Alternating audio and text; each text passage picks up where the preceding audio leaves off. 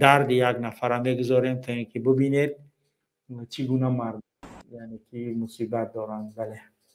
احساس کردم خسکه کردم ده حق من پول مگرفت یازنیه خشمون نظر این فامیلش نمیشه فایز نظر پول مگرفت کود 3 سال شده احمق دارم زور اومد من رفتم ایویدی KGB نمیشه کی گرفت من کی وزیر کارهای داخلی کی گنراله حالا داشتم مراجعت کردم چیکار کنم عادت من چی نبیاد اوتان نیست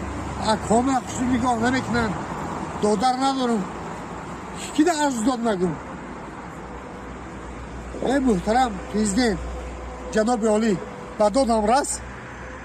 محترم رستم امامعلی با دادم راست من چهره کردم بچه ملیم اسرار من شما خورا نکردیم جنگ نکردیم با دادم راسته همین چیز مبینه با دادم راسته من یا آدم نمیتونه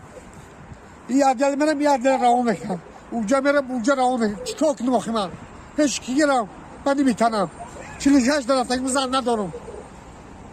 من چیز کردم پول دادم در پدرالت که همه دکومنت ما بود کنه یا دو خونه فروشم تا اونجاش تا اون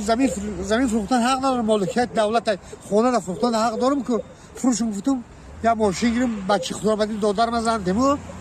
خودم زن گیرم زندگی من اصلا گذره در هر یک برامت جناب عالی میگه که خونه سگرای خواهر گیتون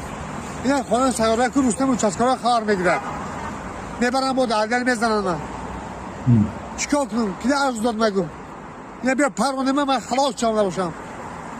من جمهوری تاجیکستان گراجدنی منم رنگ شما من آدم میگه که قانون برای هر کس یک خلای. خوب بینندگان گرامی دیگر انشالله که نو کامنت لا تعلیق